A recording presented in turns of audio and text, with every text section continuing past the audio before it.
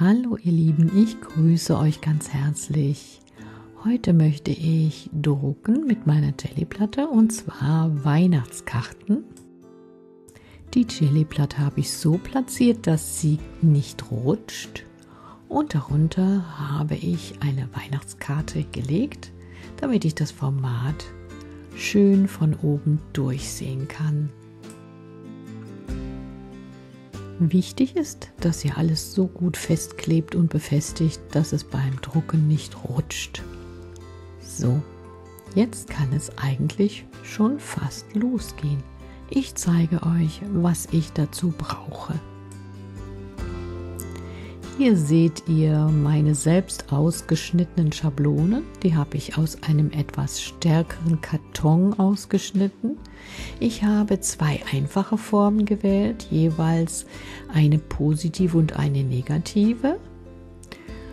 Einen Tannenbaum und als zweite Form einen Stern und einfach mal zur Probe ein Kartenformat, auf dem ich kleine Formen ausgeschnitten habe. Meine Schablonenkarten haben in der Negativform immer genau die Größe meiner zu bedruckenden Postkarten. Zum Ausschneiden habe ich dieses Skalpellmesser benutzt. Hier sind meine Rohlinge, meine Karten, das sind so Klappkarten und die passenden Umschläge. Diesmal einmal in Packpapier braun und ich habe auch noch eine Version in einem hellen Creme. Hier neben meinem Arbeitsplatz liegt eine Zeitung und eine Rolle. Mit der Rolle oder Walze walze ich die Farbe auf meiner Druckplatte aus. Das sind meine Farben. Ein Kobaltblau, Englischrot, Sienna gebrannt und ein lichter Ocker neben dem Weiß, was ich auch noch verwende. Ich brauche außerdem Schmierpapier, das ist in diesem Fall Butterbrotpapier. Ich habe eine Rolle, da kann ich mir immer was abreißen, wenn ich noch was brauche. Zum Reinigen der Druckplatte und auch meiner Hände benutze ich oft Babyfeuchttücher. Als Alternative geht auch Seifenwasser und ein alter Lappen.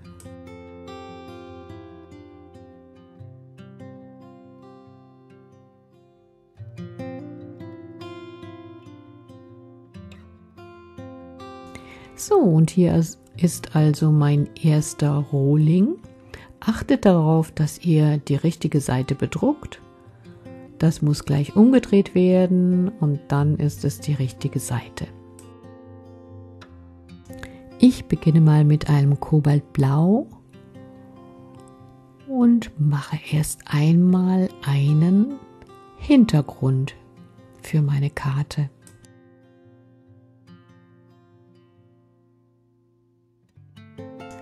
Achte darauf, dass du die Farbe gleichmäßig auswalzt, dass es nicht zu dick ist. Das heißt, wenn zu viel Farbe an der Rolle ist, kannst du das auch an deinem Zeitungspapier abrollen. Wenn du die Rolle ablegst auf dem Zeitungspapier, dann legst du sie am besten so herum, dass sie nicht daran kleben bleiben kann.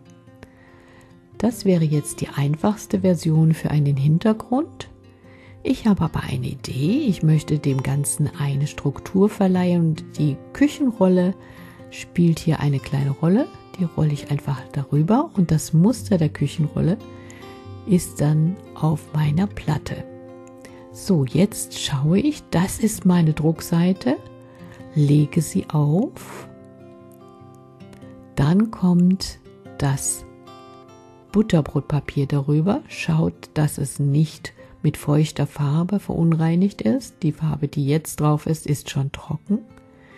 Dann drückt ihr das alles wunderbar an, auch an den Ecken, zieht das Butterbrotpapier wieder ab und seht, hier hat es schon die Farbe außen um die Karte herum abgenommen. Langsam ziehe ich das hoch und schon habt ihr euren ersten Druck.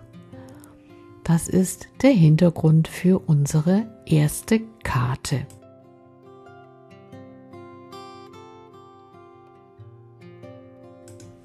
Jetzt schaue ich nach meiner Schablone.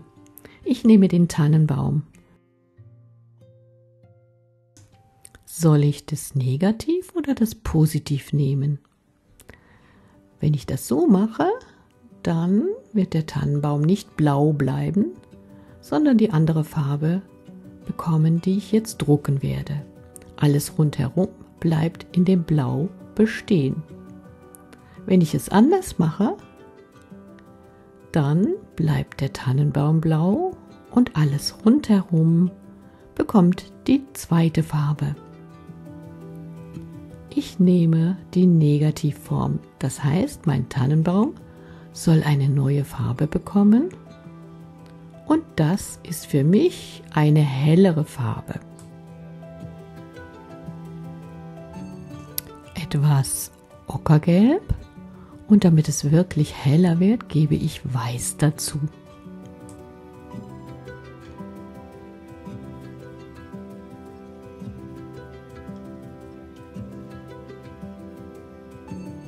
Mit der Walze kann ich beide Farben auf der Platte vermischen.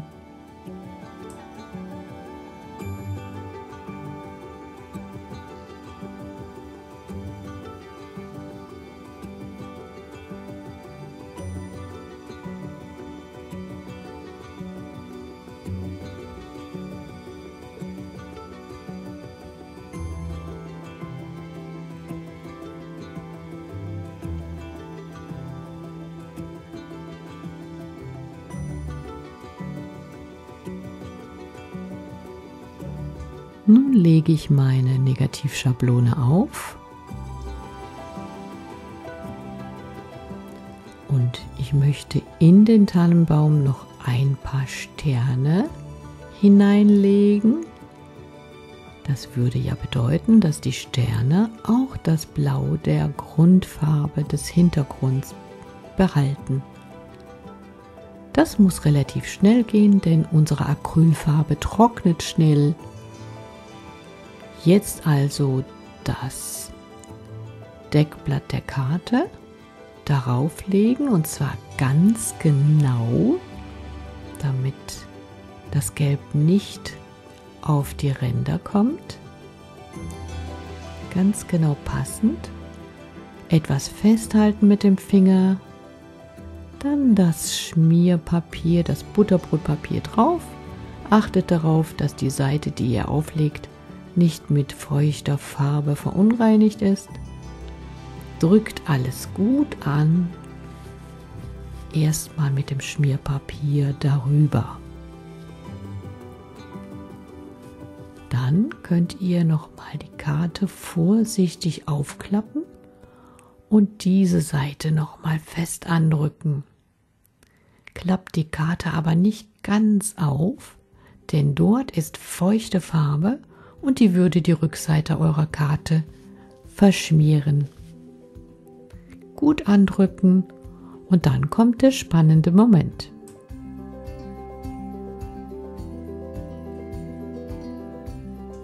Ja, schaut mal her, unser Tannenbaum, gelb auf dunklem Grund. Das ist eine ganz einfache Version und schon eigentlich eine schöne Karte.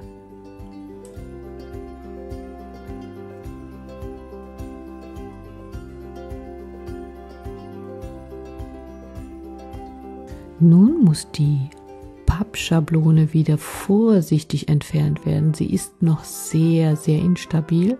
Gerade an den Ecken und Kanten sehr vorsichtig von der Platte ablösen, da sie sehr fest auf der Platte manchmal klebt. Auch die kleinen Teile vorsichtig ablösen, damit sie nicht reißen.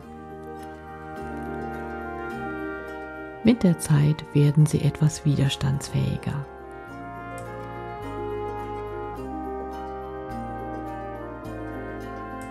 Dann reinigt ihr die Platte mit dem feuchten Babytuch oder mit Seifenwasser und einem Lappen. Wir kommen zu verschiedenen Schablonen. Unsere Pappschablonen hast du ja schon gesehen. Es gibt allerdings im Handel auch Kunststoffschablonen. Diese habe ich aus einem 1-Euro-Shop.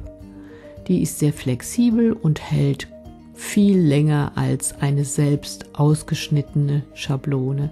Dies ist auch sehr hübsch, finde ich, und passt auch zum Thema Weihnachten. Hier habe ich noch einen Block mit gestanzten Blättern, hier mal Sternchen. Vielleicht verwende ich das gleich auch noch. Das ist aus Pappe.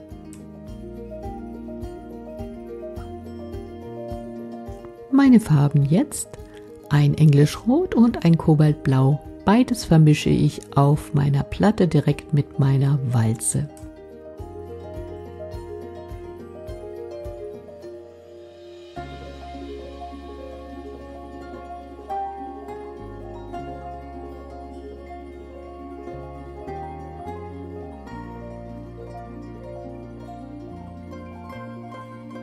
Ich möchte jetzt meine Karte mit dem blauen Hintergrund etwas aufpeppen. Ich lege nochmal die Positivschablone drauf und schütze so meinen Tannenbaum. Auf die Platte kommt jetzt meine Musterschablone. Die Positivschablone halte ich gut fest, wenn ich die Karte dann wende. Und jetzt reibe ich ganz feste.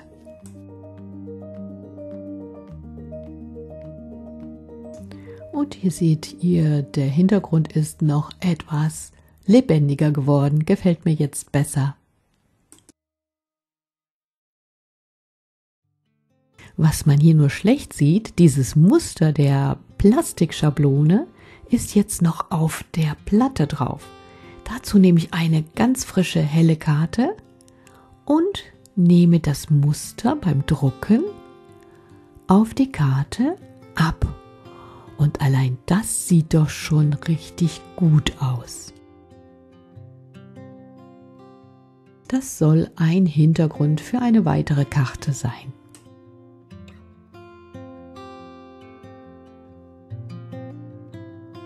Auf diese Karte möchte ich jetzt auch einen Tannenbaum drucken. So. Nein, ich glaube, ich nehme die andere Schablone. Meine Farbe ist diesmal ein dunkles Lila.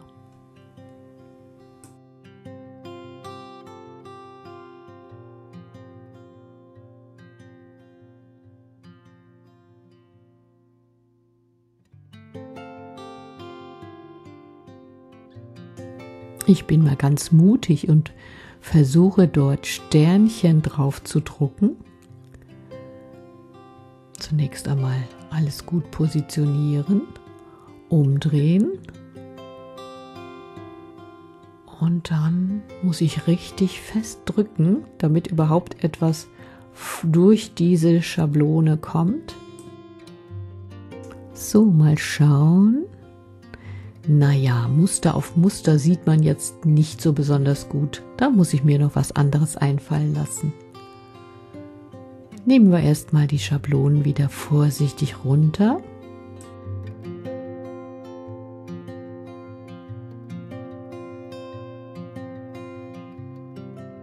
Ich denke, ich walze die Platte einfach jetzt nochmal ein. Ich nehme jetzt mal ein Metallic Blau.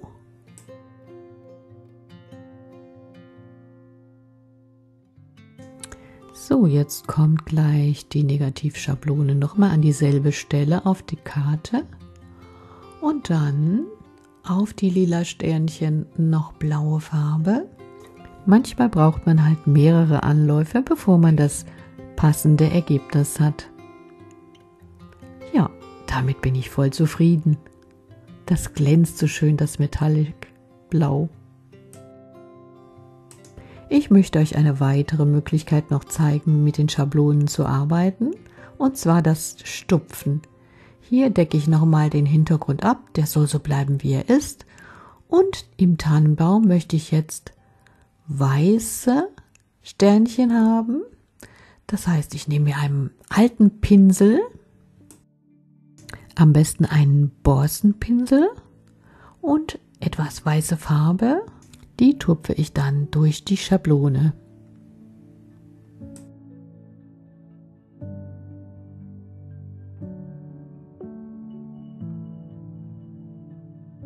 Das sieht doch schon prima aus. So, jetzt könnt ihr die Negativschablone abnehmen und der Tannenbaum strahlt mit hellen Sternchen. Fertig. So, jetzt meine ersten 4 Karten, die ich euch zeigen möchte. Ich habe allerdings schon mehr gearbeitet und ihr seht, mein Arbeitsplatz ist ziemlich durcheinander. Den muss ich erstmal aufräumen, sonst kann ich nicht gut weiterarbeiten. Ein neuer Versuch, und zwar nochmal mit Englisch Rot und etwas Metallic Blau und der Karte mit den vielen kleinen Sternausschnitten.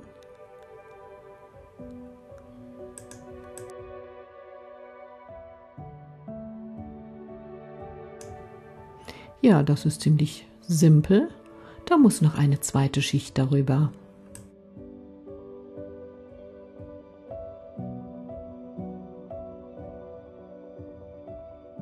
Nochmal Metallic Blau und eine Spur Umbra.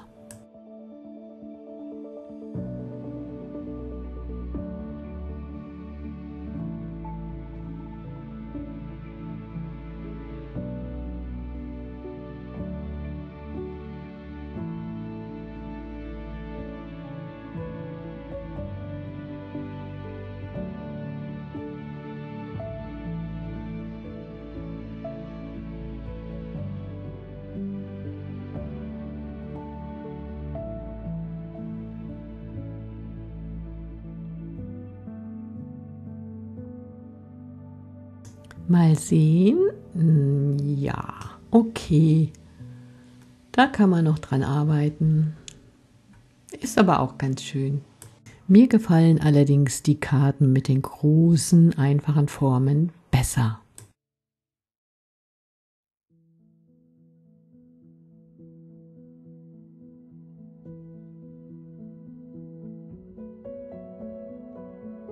Diese Mandala-Schablone finde ich besonders schön. Die drucke ich jetzt mal mit Weiß auf eine dunkle Karte.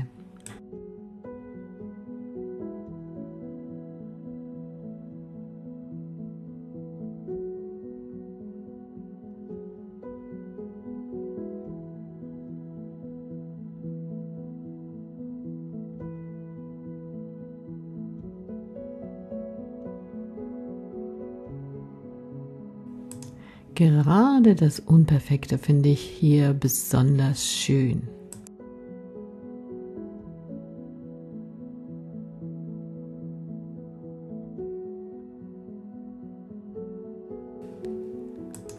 Die Karte möchte ich jetzt mit dieser dunklen Schicht überdrucken, aber ich füge der Schicht noch eine Struktur hinzu, dann nehme ich nochmal eine von meinen Plastikschablonen.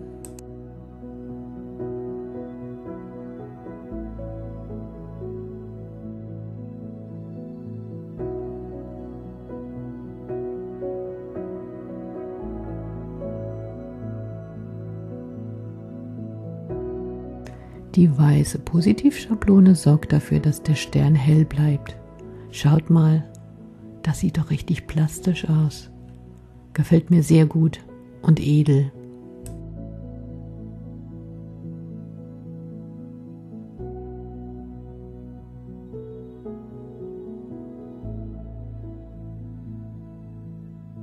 Ich beginne wie bei meiner letzten Karte und versuche das jetzt abzudrucken.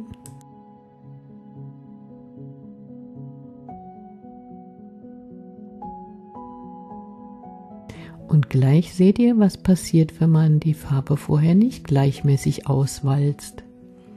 Das muss ich jetzt nochmal machen. Ich nehme aber nochmal eine dunkle Mischung.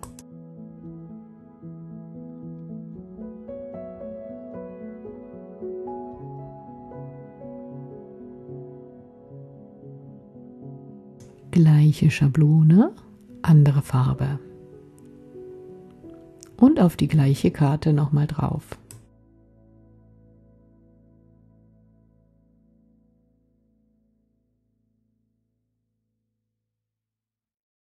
Dank der Metallic-Farbe schimmert das richtig schön und hat auch etwas Vintage-artiges.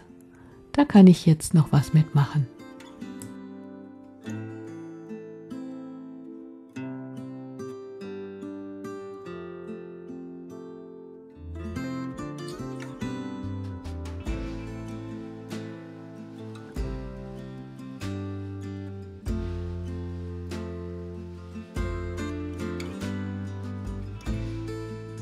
Dank der unterschiedlichen Muster eine schöne Kombination.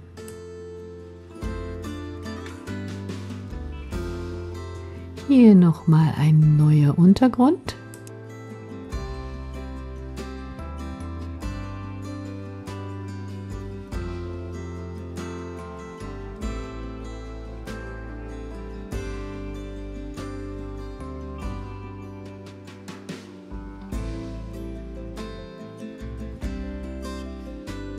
Auch nicht schlecht. Der Hintergrund ist ein bisschen marmoriert. Ich möchte ihn aber noch ein bisschen verändern und insgesamt die Karte noch weiter bearbeiten. Ich probiere es nochmal mit Metallic Blau. Da muss ich jetzt genau auflegen.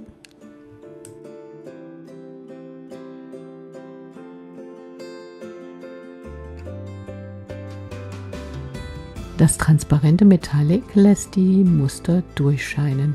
Das gefällt mir schon ganz gut. Jetzt möchte ich aber den Hintergrund noch verändern.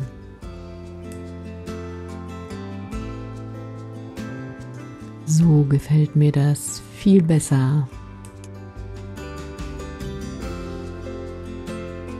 Das soll es für euch jetzt erstmal gewesen sein. Ich hoffe, das reicht an Anregungen. Hier nochmal eine kleine Auswahl meiner Karten.